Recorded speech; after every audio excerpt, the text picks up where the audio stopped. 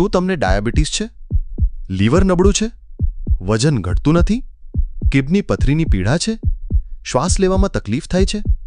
કેન્સરનો ખતરો ટાળવા માંગો છો? કબજિયાત કે ગેસથી પરેશાન છો?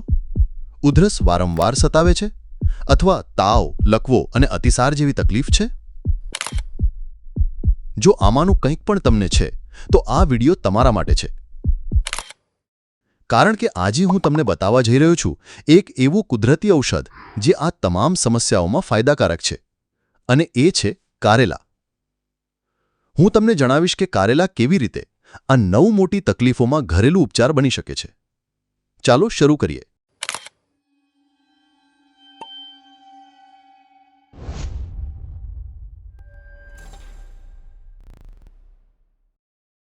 નમસ્કાર દર્શક મિત્રો, આજે આપણે વાત કરવા જઈ રહ્યા છીએ એક એવા શાક વિશે જે સ્વાદમાં ભલે કડવું હોય પણ આરોગ્ય માટે મીઠું અમૃત સમાન છે. જી હા, હું વાત કરી રહ્યો છું કારેલા વિશે, જેનું અંગ્રેજી નામ છે બીટરમેલન અથવા બીટરગોડ. વૈજ્ઞાનિક નામ મોમોર્ડિકા કેરાન્ટિયા. કારેલા નામ લેટિન શબ્દો મોડિયો પરથી આવ્યો છે, જેનો અર્થ થાય છે કરડવું, શાયદ બીજના દંતુર ધાર માટે સંકેત.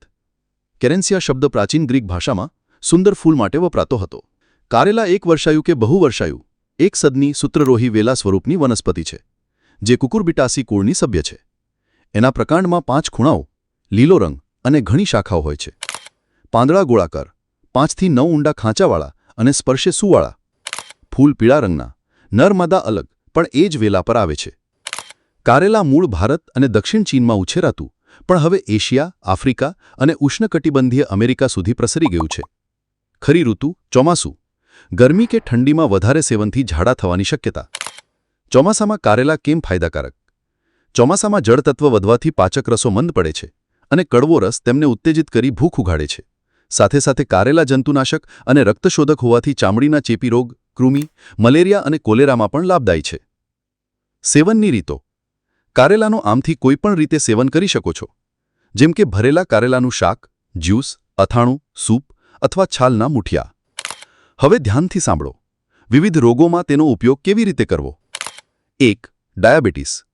સવારે ખાલી પેટે 50 થી 100 મિલી તાજો કારેલાનો રસ લો. સ્વાદમાં સુધારવા ગાજર કે સફરજનના રસ સાથે મિક્સ કરો.